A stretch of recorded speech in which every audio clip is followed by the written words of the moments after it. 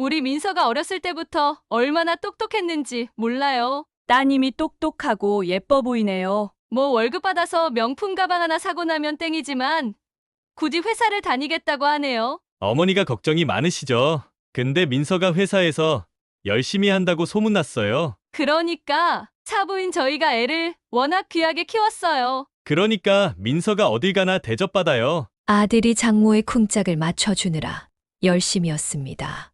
우리 민서는 하나도 버릴 게 없어요. 민서는 똥도 버리면 아까워요. 당신 말이 맞지? 민서똥은 먹어도 돼. 숙자는 할 말을 잃었습니다. 애지중지 키웠던 아들이 결혼하더니 딴 사람이 돼버렸습니다. 그렇게 결혼하려고 온갖 애를 쓰고 결국 그 집 사위가 되더니 결국엔 상상을 초월하는 짓을 하고야 말았습니다. 오늘의 이야기는 65세 정숙자 씨의 이야기입니다. 숙자는 36, 늦은 나이에 임신을 했습니다. 처음에는 행복했던 그 순간이었지만 남편의 갑작스러운 죽음은 모든 것을 뒤흔들어 놓았습니다. 뱃속의 아이와 함께 남편을 잃고 그 무게는 말로 표현할 수 없을 정도로 컸습니다. 그때부터 숙자에게 평범한 일상은 점점 멀어졌습니다. 경제적인 어려움이 가장 큰 벽이었죠.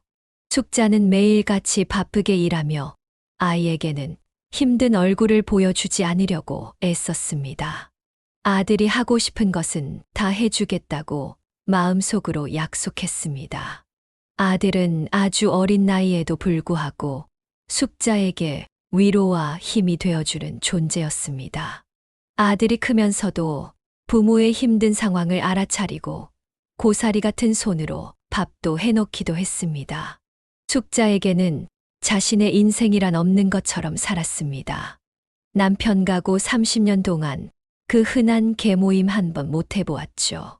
아들을 위해 밤늦게까지 돈 벌고 새벽에 일어나 도시락을 싸고 그저 앞만 보고 그리고 아들만 보고 살았습니다.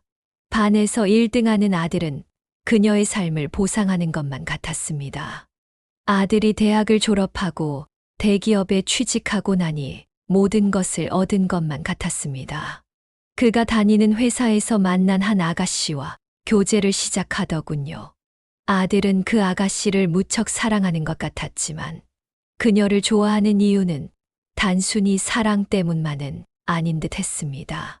듣기로는 그 아가씨의 집안이 예사롭지 않다는 이야기를 들었습니다. 그녀의 집안은 경제력도 있고 교육 수준도 높으며 사회적으로도 많은 사람들의 존경을 받는 집안이라는 것이었습니다. 아들은 그녀의 고상한 배경에 끌리는 것 같았고 숙자는 그 사실을 점차 느끼게 되었습니다. 하지만 아들은 아가씨의 집안에서 반대가 심한지 마음고생을 꽤나 하는 듯 보였습니다.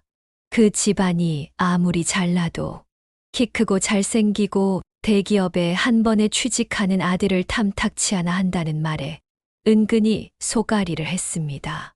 재훈아, 다 인연이 있는 거야. 너무 애쓰면 몸 상한다. 아들은 숙자의 염려가 귀에 들리지도 않았습니다. 언젠가 한 번은 사귀는 아가씨를 한 번 보자고 했더니 아들의 안색이 썩 좋지는 않았습니다. 그 집에서 먼저 허락이라도 받고 데려올게요. 굳이 집에서 만날 필요도 없죠 뭐. 맛있는 거 먹기도 하고 밖에서 만나요. 우리 집이 창피했던 걸까요? 엄마가 맛있는 거 해주려고 그러지? 아들은 대답을 하지 않았습니다. 숙자는 이런 생각이 들었죠. 귀한 며느리 들이기 쉽지 않네. 아들은 그 집에서 반대에 부딪히고 나서 6개월 동안 그 집 문턱이 닳도록 드나들었습니다. 처음에는 아들이 그렇게 애쓰는 모습을 보며 마음이 아팠습니다. 자식이 사랑하는 사람과 결혼을 하기 위해 이렇게까지 노력하는 모습을 보니 그래도 그 마음이 이해되지 않을 수 없었습니다. 하지만 시간이 지나면서 해도 너무한다는 생각이 드니 꼴보기 싫어지기도 했습니다. 아들은 장인 장모와 골프를 친다고 몇백만 원 하는 골프채를 사서 시작하더니 그 집의 격에 맞추어야 한다고 잘만 타던 자동차도 비싼 차로 바꾸었습니다. 대기업이라고 하더라도 사원 월급이 얼마나 된다고 있는 돈 없는 돈 다 끌어다 쓰는 것 같았습니다. 주말이면 아들은 거의 하루 종일 그 집에서 시간을 보냈습니다. 그 집에서 하는 일이 5마리나 되는 개를 산책시키고 어린 처남을 데리고 야구장을 가고 그 집의 할머니를 모시고 할아버지 산소에 갔다 오기도 했습니다. 결국 6개월 만에 아들은 그 집에서 결혼 승낙을 받았다고 했습니다. 결혼 허락을 받은 날은 뛸 듯이 기뻐했습니다. 세상을 다 가진 것 마냥 아주 입이 귀에 걸려 며칠을 좋아했습니다. 상견례를 할 때는 정말 어처구니가 없었습니다. 아들은 상견례 날 일주일 전에 숙자를 데리고 백화점에 갔습니다. 생전 처음 아들과 백화점에 가니 아들이 너무나 자랑스러워 걸음걸이도 신이 났습니다. 간 김에 이것저것 구경도 하고 아들 양복이라도 한 벌 해주고 싶었습니다. 그런데 그럴 시간도 없었습니다. 아들은 어머니를 데리고 유명 디자이너 샵으로 바로 직행했습니다. 숙자는 아들이 시키는 대로 이것저것 입어보다가 아들이 제일 마음에 든다는 정장 한 벌과 신발 한 켤레 그리고 스카프를 사고 바로 나왔습니다.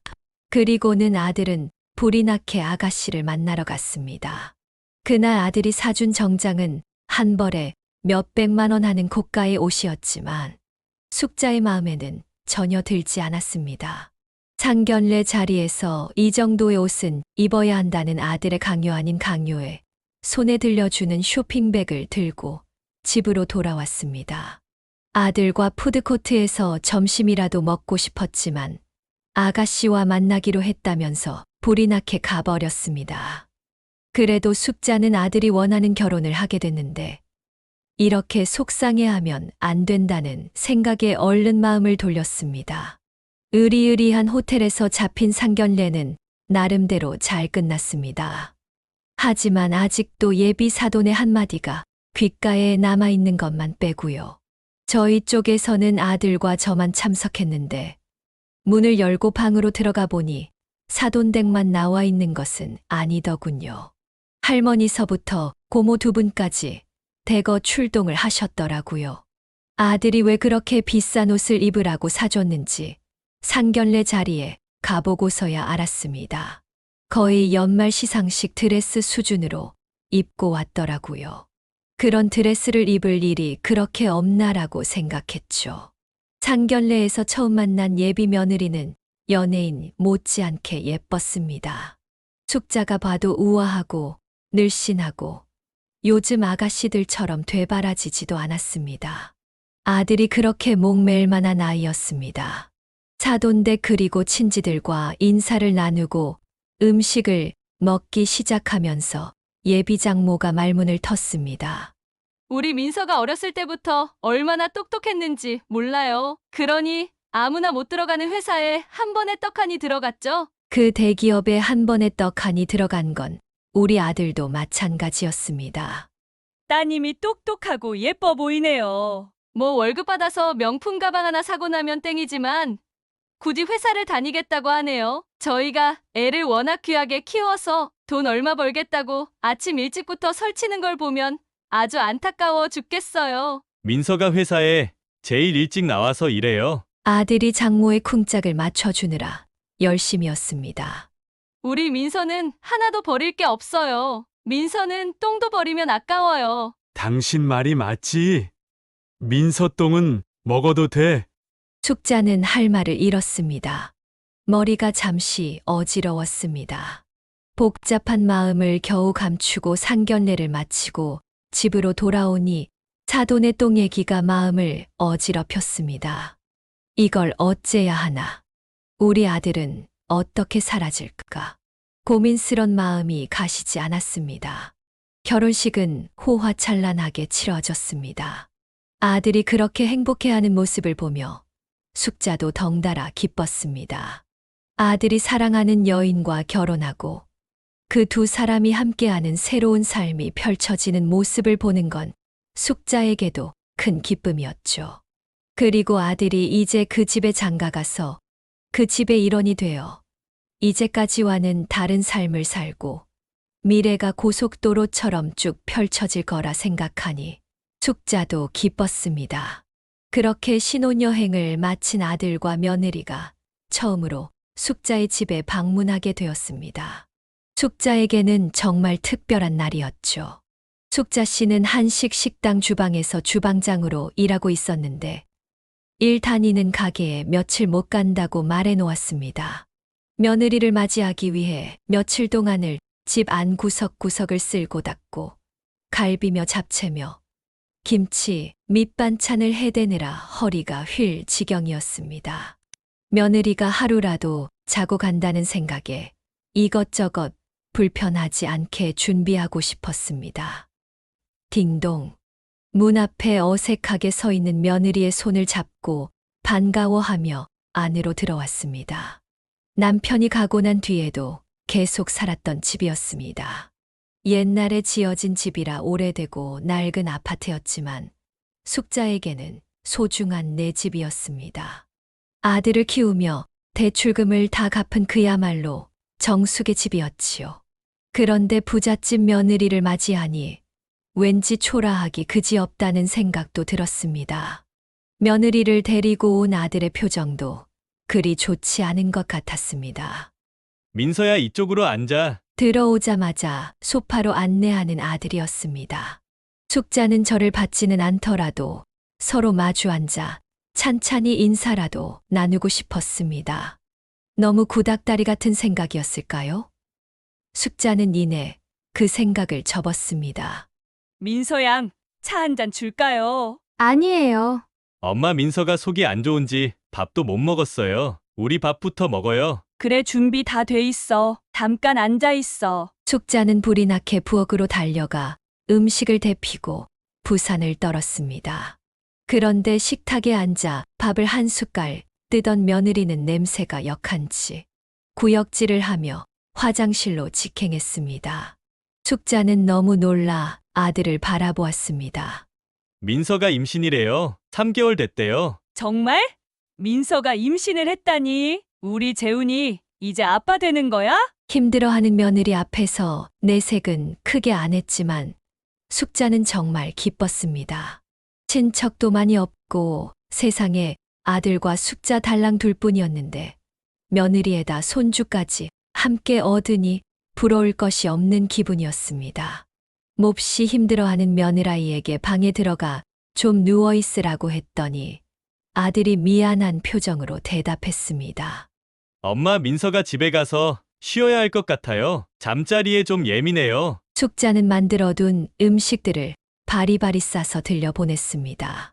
1시간도 머물지 않고 떠나버린 아들과 며느리가 좀 야속했지만 그래도 숙자는 이 모든 것에 감사했습니다.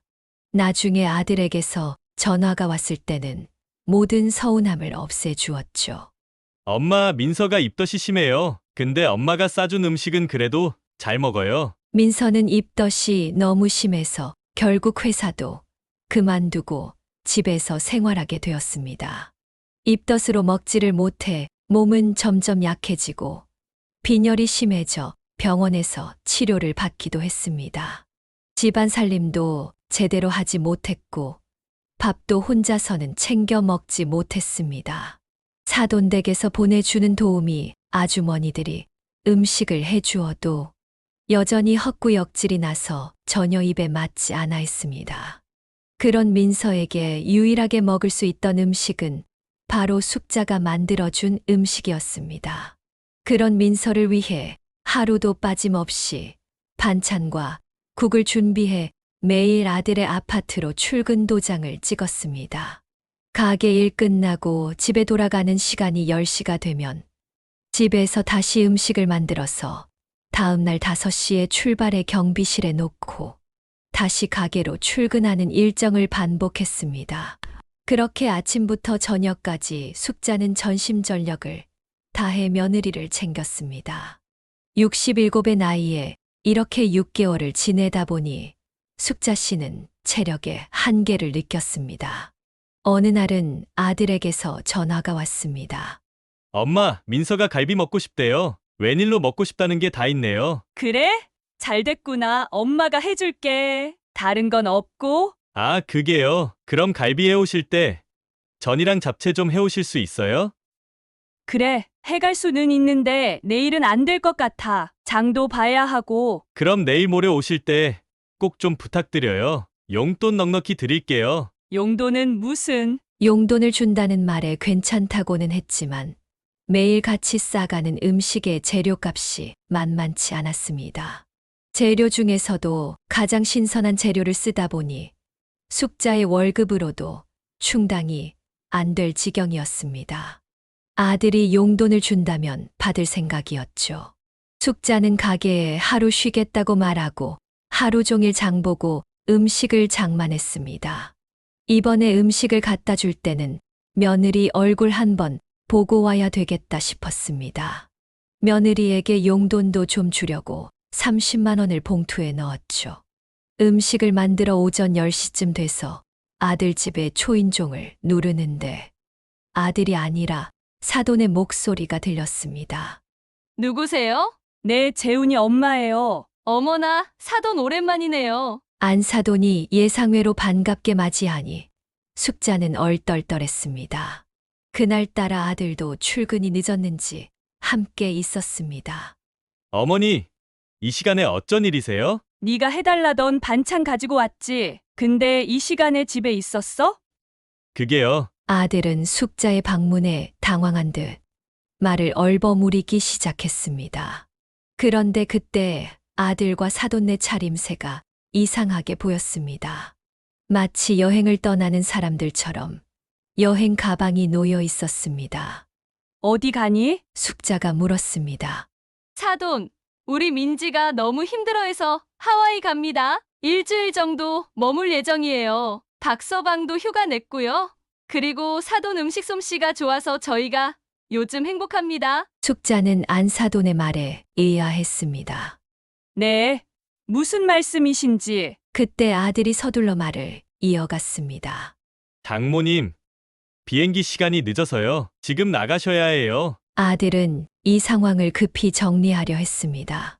숙자는 말없이 고개를 끄덕이며 일어섰고 아들의 다급한 모습이 어쩐지 씁쓸하게 느껴졌습니다. 사돈의 음식 솜씨가 좋아서 행복하다고 말했던 사돈의 말에 의아해하고 있는데 마침 아들 재훈이 공항에서 전화를 걸어와서 물어봤죠. 엄마, 그동안 말 못했는데 어머니가 해온 반찬이 미진이도 잘 먹고 처남이 너무 잘 먹었어요.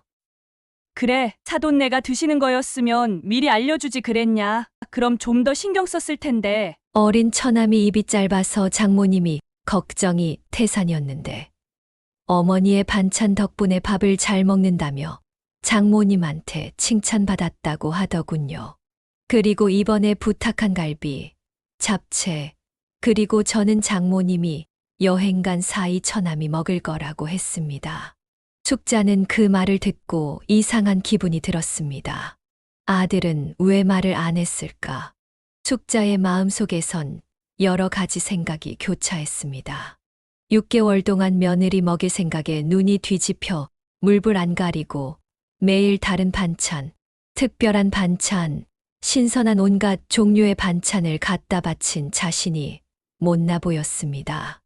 여러 가지로 지 엄마 부려먹네 했습니다. 무슨 호사를 누리겠다고. 더군다나 일주일 여행을 가면서 엄마한테는 한마디 말도 안 하고 어린 처남 먹을 거리를 챙기는 아들이 처음으로 한심해 보였습니다. 우리 집의 상전, 며느리, 정말 온실 속의 화초라더니 온 집안의 관심을 모두 받고 있는 며느리를 보니 숙자는 같은 여자로도 부럽다는 생각이 들었습니다. 그런 온실 속의 화초 옆에 잡초 같은 우리 아들은 물을 안 주어도 잘 자라는 돌쇠가 되어 있는 느낌이 들었습니다. 등신이 따로 없네 라는 생각도 들더군요.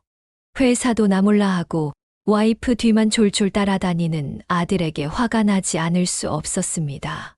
숙자는 집으로 돌아오는 흔들리는 버스 안에서 중얼거렸습니다. 이제는 매일 반찬 안 해도 되겠네. 하와이 여행에서 돌아온 뒤 며느리는 손자를 낳았습니다. 자연분만을 하러 들어갔다가 산통을 견디기 힘들어 제왕절개 수술을 했다고 했습니다. 병원에 들러 손주를 보니 아들에게 쌓였던 서운한 감정이 다 사라진 듯 했습니다. 얼마나 예쁘던지 손주가 며느리 닮아서 이목구비가 그야말로 뚜렷했습니다. 사돈댁에서는 손주의 탄생이 경사경사, 그런 경사가 없었습니다. 병원 건물 밖으로 등남 축하 화환이 몇십 개가 주르르 세워져 있었습니다. 그런 광경은 살다 처음 보았습니다. 아들은 장모님의 지시에 의해 분주히 화환을 이리 놓았다 저리 놓았다 하며 바쁘게 움직였습니다. 숙자는 그 모습을 보며 한숨이 절로 나왔습니다. 어느 날 아들이 집에 잠깐 들렀을 때 지나가는 말처럼 한마디 했습니다. 엄마, 장모님이 아직도 내가 맘에 안 드신가 봐요. 숙자는 해줄 수 있는 위로의 말이 없었습니다. 그 안사돈의 맘에 들 사위는 이 세상에 없을 테니까요.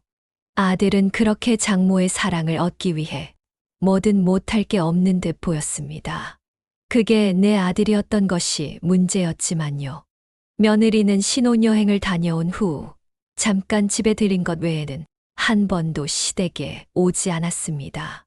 추석이나 새해 같은 명절에도 아프다는 핑계, 손주 때문에 힘들다는 핑계를 대며 단 한 번도 찾아오지 않았습니다. 숙자는 처음에는 이해하려 했지만 시간이 지나면서 점점 그 이유가 무엇인지 궁금해졌습니다. 귀한 집딸, 부잣집 여식을 며느리로 맡는 것이 이런 것일까? 숙자는 속으로 묻게 되었습니다. 분명 그 집의 환경은 여유롭고 아들도 충분히 좋은 직장에 다니고 있었습니다. 그런데 왜 며느리는 이렇게 시댁을 멀리하는 걸까? 아들 역시 한 번도 며느리와 손주를 데리고 시댁에 오려는 마음을 내비치지 않았고 그로 인해 숙자는 더 큰 혼란을 느끼고 있었습니다. 그럼에도 불구하고 한 번씩 손주를 볼 수 있었던 건 반찬을 해갈 때였습니다. 그때만큼은 숙자가 해놓은 반찬을 들고 집을 찾아가 볼 수 있었습니다. 그런데 그마저도 힘들게 되더군요. 반찬은 좋지만 반찬 들고 찾아오는 시모는 번거로웠던지 며느리가 어렵게 말을 꺼냈습니다. 어머니, 내일은 제가 집에 없어요. 경비실에 좀 맡겨주세요. 그래? 그럼 내일 모레 가마. 아니에요. 애들 아빠가 얼른 총각김치 먹고 싶다고 하더라고요. 그래, 알았다. 그 뒤에도 몇 번 경비실에 놔두고 가라길래 며느리의 뜻을 알아차렸습니다. 손주가 눈에 아른거려 마음이 울컥했지만 참았습니다. 참을 수밖에 없었죠. 부모인 게 죄인 거죠. 숙자는 아들에게 말했습니다. 경비실에다 맡기면 상하기 쉬우니 직접 가져가라고요. 그랬더니 아들이 어떻게 한지 짐작하실 수 있으실까요? 장모댁에서 일하는 비서가 반찬을 가지러 오더군요. 몇 번 만들어주다가 아들에게 한마디 했습니다. 재훈아, 이젠 명품 반찬점에서 반찬 사 먹어라. 엄마는 힘들어서 못 해줘. 엄마, 갑자기 왜 그래요? 돈 더 드릴게요. 엄마 계속 좀 만들어 주세요. 됐다. 엄마도 힘들어. 숙자는 도대체 아들이 자신을 어떻게 생각하고 있는지 그 마음이 너무 섭섭했습니다. 결혼 전에도 살가운 아들은 아니었지만 결혼하고 나서는 그 모습이 너무 달라져 있었습니다. 결혼 전에는 나름대로 가끔씩 챙겨주는 모습도 있었고 그래도 엄마에 대한 걱정이 느껴졌었지만 결혼 후에는 그런 모습이 온데간데 없이 사라졌습니다. 숙자는 아들이 결혼 후 자신에게 다가오는 모습이 너무나도 변한 것을 느꼈습니다. 도대체 왜 이렇게 됐을까? 엄마가 일 끝나고 밤늦게까지 반찬을 만들고 새벽 버스를 타고 다니는 걸 아들이 모를 리 없었을 텐데. 그럼에도 불구하고 택시 타고 다니라고 말 한마디 해준 적도 없었습니다. 이제 70이 다 되어가는 엄마가 아직도 이렇게 일하고 있는데 왜 이제 그만 쉬라고 말해주지 않는 거지? 숙자는 그 생각에 자꾸만 마음이 아팠습니다. 그렇게 부잣집 사위가 되었고 월급은 충분히 많았지만 엄마에게 제대로 된 용돈 한 번 주지 않았습니다. 그 대신 아들은 장모님의 비위를 맞추기 위해 비싼 골프채를 몇 번이나 바꾸고 모든 것을 최상품으로 만들고 사느라 월급이 남아나지 않았을 거라는 생각이 들었습니다. 그게 다 장모님 비위 맞추기 위한 거라면 나는 뭐가 된 걸까? 숙자는 씁쓸한 마음을 감추지 못했습니다. 어느 날 아들이 급하게 전화가 왔습니다. 엄마 도움이 필요해요. 난데없이 나에게 도움을 청할 일이 무엇인지 의아했습니다. 중요한 모임이 있는데요. 출장 요리사들이 함께 타고 오다가 사고가 났대요. 엄마가 좀 가주세요. 정말 중요해요. 엄마가 할 줄 아는 게 뭐 있다고 그러니? 엄마 그런 거 해본 적 없어 못해. 그냥 가서 엄마가 하시는 한식 만드시면 돼요. 부탁해요. 정말요? 숙자는 일하던 가게 사장에게 일찍 퇴근해야 한다고 사과하며 아들이 준 주소로 향했습니다. 처음 가보는 동네였고 그곳은 고급스럽고 의리의리한 분위기의 동네였습니다. 집채만한 대문 앞에서 초인종을 누르자 단정한 정장을 입은 여집사가 나왔습니다. 여집사는 숙자 씨의 손까지 잡으며 반갑게 맞아주었고 숙자는 그 태도에 어리둥절했습니다. 처음 와본 곳이었고 여집사가 이렇게 친절한 태도로 맞아주는 것이 왠지 낯설었습니다. 여집사는 숙자를 안내하며 파티만을 위한 게스트하우스 부엌으로 데려갔습니다. 손님들이 오기 3시간 전이라 생각할 틈도 없이 음식을 준비하기 시작했습니다. 함께 있던 직원들도 일사불란하게 숙자의 지휘 아래 움직였습니다. 음식도 딱 5인분만 만들면 되었기에 어려울 것은 없었습니다. 매일 며느리에게 해주던 음식들이었죠. 그렇게 1분 같은 3시간을 보내고 잠깐 쉬고 있으니 손님들이 도착한 모양이었습니다. 멀찌감치 부엌 창문으로 보이는 여부인들의 모습이 역시나 부잣집 사모님들 같았습니다. 우아한 말투며 웃음소리까지. 그리고 그때 낯익은 목소리가 들렸습니다. 숙자는 그 소리에 더욱 가까이 다가가 보았습니다. 그때 그녀의 눈앞에 펼쳐진 장면에 숙자는 얼음처럼 굳어버렸습니다. 멀리서 보이던 그 사람들은 다름 아닌 안사돈과 그 친구들이었습니다. 그리고 그곳에는 며느리도 손주를 안고 나와 귀부인들에게 인사를 하는 모습이었습니다. 숙자는 그 순간 머리가 아찔해지며 얼굴이 화끈거렸습니다. 그녀는 이 상황을 믿을 수 없었습니다. 아무 말도 할 수 없었고 부엌에 있는 사람들이 자신이 얼마나 당황했는지 알아차리지 않게 화장실 쪽으로 몸을 돌렸습니다. 그저 얼음처럼 굳어 있고 자신이 이곳에 있는 이유를 더 이상 이해할 수 없었습니다. 화장실에서 잠깐 숨을 돌리며 방망이질하는 가슴을 진정시키려 애썼습니다. 숙자는 왜 이렇게 가슴이 두근거리는지 도무지 알 수 없었습니다. 그녀가 살아온 삶에 대해 한 번도 부끄럽다고 생각한 적이 없었는데 힘든 시간들을 보내며 아들을 키운 것, 그리고 그 아들이 이제 결혼하고 자기만의 삶을 살아가는 모습이 그저 자랑스러울 따름이었는데 왜 이렇게 마음이 흔들리는 것일까요? 화장실을 나오는데 맞은편에서 걸어오던 안사돈이 다가오며 손을 내밀었습니다. 사돈, 오늘 와주셔서 너무 감사해요. 박서방과 사돈 아니었으면 제가 너무 난처할 뻔했어요. 안사돈은 숙자가 오는 것을 알고 있었던 것입니다. 그리고 이어지는 말에 입을 다물지 못했습니다. 사돈, 가끔씩 와서 맛있는 거 좀 만들어주세요. 사흘에는 섭섭지 않게 해드릴게요. 안사돈은 숙자를 사돈이 아니라 밑에 부리는 사람에게 대하듯 천연덕스러웠습니다. 오늘 것도 집사한데 받아가세요. 만족하실 거예요. 숙자는 안사돈을 한참 쳐다보았습니다. 그렇게 몇 초, 아니 몇 분인 것 같은 그 시간이 흐르자 안사돈의 얼굴에서 웃음기가 없어졌습니다. 숙자는 감정을 눌러 담듯이 또박또박 말했습니다. 저는 그만 가보겠습니다. 아? 네. 안사돈이 탐탁치 않은 목소리로 말을 흘렸습니다. 며느리가 저 멀리서 저를 알아보고 반가운 듯이 걸어오고 있었습니다. 숙자는 며느리와 말을 섞고 싶지 않았습니다. 몸을 돌려 멀어지자 사돈이 며느리에게 말을 툭 던지듯 말했습니다. 너네 시어머니 기분 나쁘신가 보다. 꼴에 자존심을 있어서. 아, 숙자는 속으로 생각했습니다. 안사돈의 마지막 말을 차라리 듣지 못했더라면 숙자는 어떻게 걸음을 걷고 있는지도 모르게 여집사에게 가서 나가는 길을 물었습니다. 그리고 부탁했습니다. 죄송하지만 문 앞까지 좀 데려다 주실 수 있을까요? 숙자의 굳은 얼굴에 집사는 당황해하며 숙자를 이끌었습니다. 부엌에서 대문까지 나오는 길은 왜 그리 길던지요. 문 앞에서 집사가 꺼낸 두툼한 봉투를 한참 바라보았습니다.